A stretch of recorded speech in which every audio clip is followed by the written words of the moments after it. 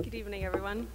My name is Abigail Kelble, Director of Programs for the Millennium Campus Network, and I am thrilled to have the privilege to introduce you to this Global Generation Award recipient. Carrie Hessler-Radelet has been a visionary leader as Director of the Peace Corps, from serving as a volunteer in Western Samoa to decades of public health successes.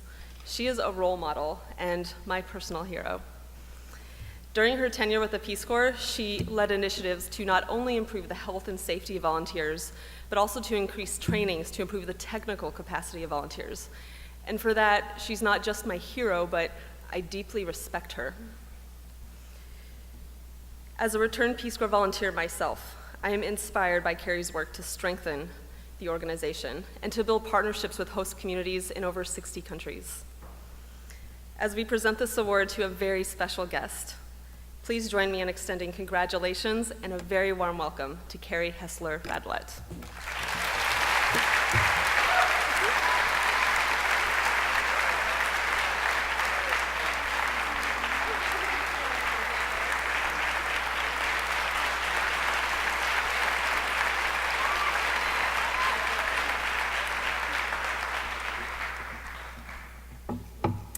Thank you so much, Abigail, for that incredibly warm introduction, but also for your Peace Corps service.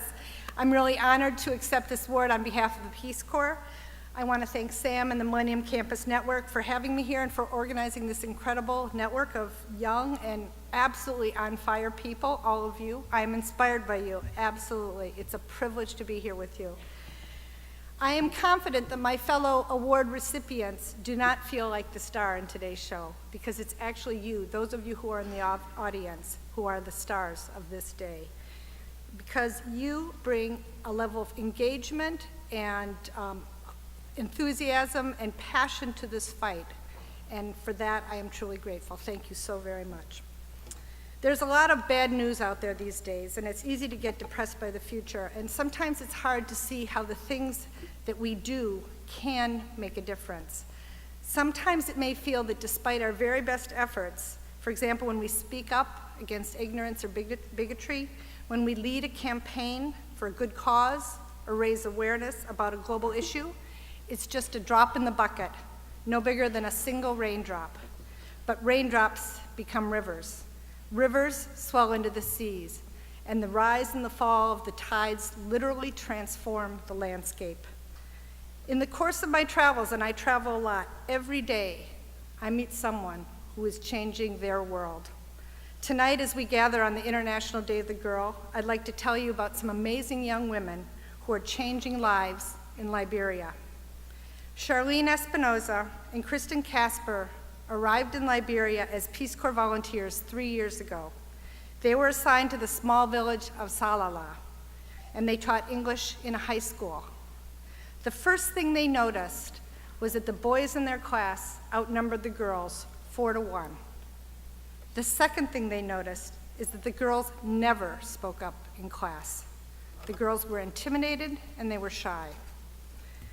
So Kristen and Charlene decided to start an after-school club for girls to give them an opportunity to practice their English in a safe environment. At first the girls were quiet, but soon they opened up and they talked about the things that made it difficult for them to excel in school. The fact that they were being pressured into an early marriage, or how hard it was for them to study because when they got home after school, they had hours of domestic chores to do, while their male age mates could study or play soccer. Or how their parents did not believe that investing in girls' education would pay off in terms of a family's income.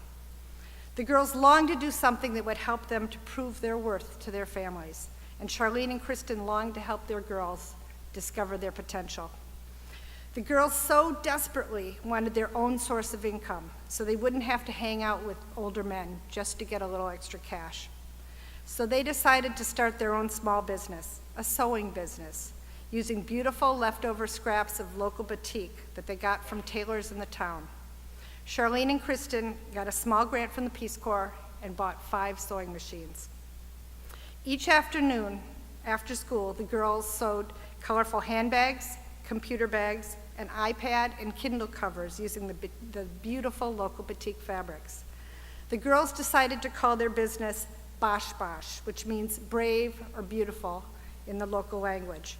They started by selling Kindle covers to Peace Corps volunteers, which is a bit of a captive audience, I admit. With the first money they earned, the Bosh Bosh girls funded the construction of latrines at the school so that the girls could come to school every single day. After that, they funded school fees, their books, and the school uniforms for themselves and their sisters. The Bosh Bosh bags soon became a big hit. The girls expanded their marketing to include the hotels that catered to tourists, and many of the foreigners who came to Monrovia bought Bosh Bosh bags. Eventually, wealthy Liberians started clamoring for their products, and today, the president of Liberia, Ellen Johnson Sirleaf, covers her laptop in a Bosh Bosh bag. Now, the Bosh Bosh girls are making thousands and thousands of dollars each month. 3 years later, several of the Bosh Bosh girls are in college. They've started a shop in Monrovia to sell their goods, and the Bosh Bosh project has expanded to 5 other schools, led by other Peace Corps volunteers, both male and female. And they are getting orders from international companies and have just finished their first large-scale order of 2,000 bags. Yeah.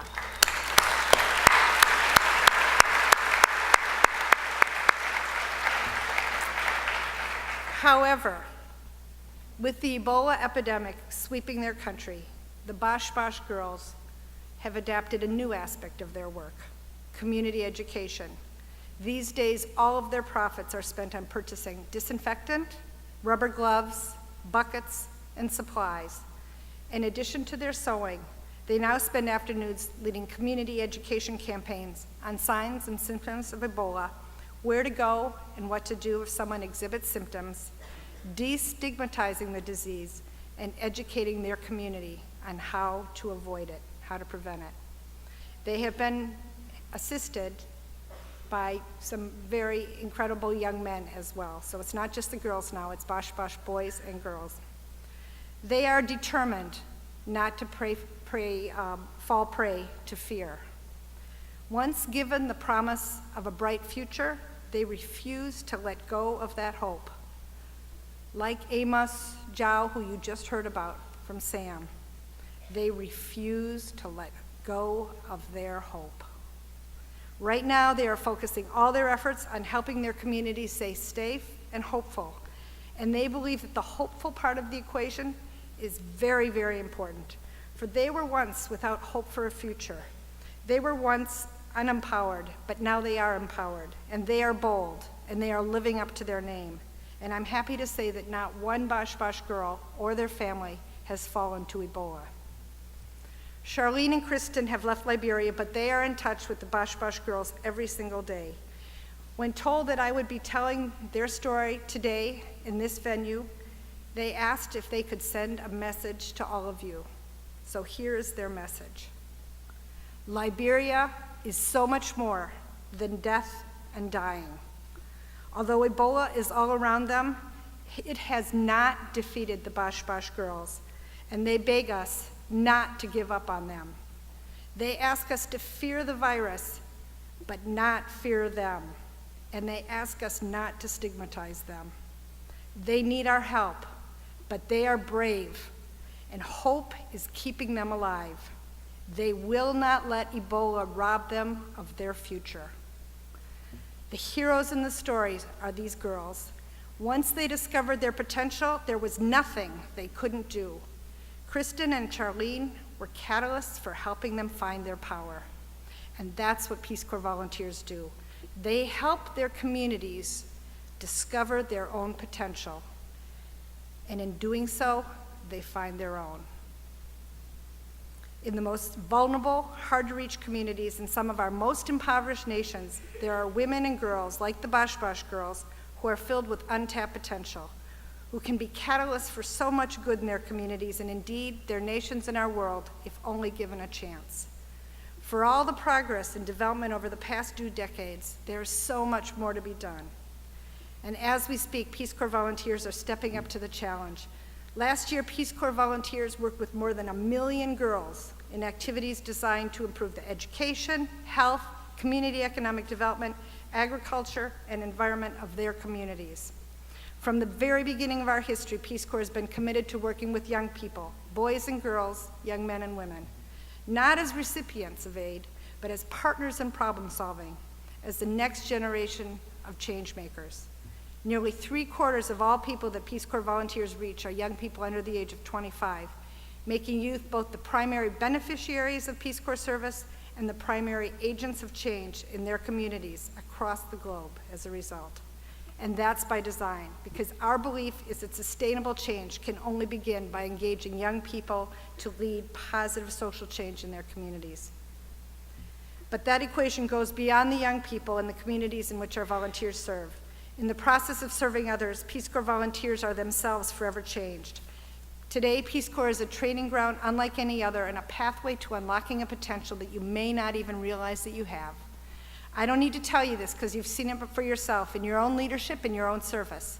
You know what it's like to be part of something so much greater than yourself, and you know that you can't help but be transformed by that experience. You don't have to travel thousands of miles away from home to help others.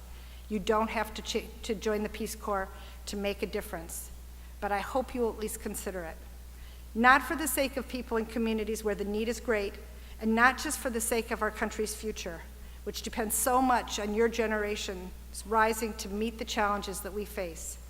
I hope that you'll consider choosing Peace Corps because it will challenge you, it will teach you, it will stretch you, it will open your eyes in ways unlike any other experience. It will open doors of opportunity that might be impossible to imagine now. It will inspire you to believe, even in the face of some of the steepest challenges faced by the poorest, most forgotten communities in our world, in the profound power of people's resilience, compassion, and hope. Now, I know that I'm preaching to the choir today, and I have met earlier today many of you, and I want to mention one in particular, Andrew Lippy, who's a graduate of this university and will be leaving soon to go to Thailand. And he told me, yeah, Andrew.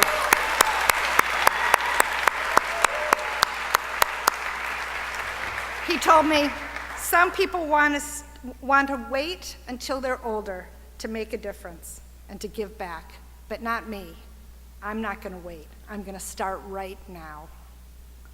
Wherever you go, whatever you do, whatever path you choose, I hope that you will continue to be a catalyst and no doubt, never doubt, that one person can make a difference.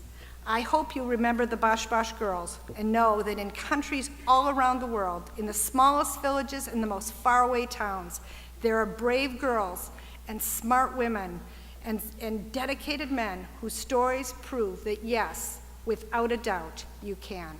Thank you.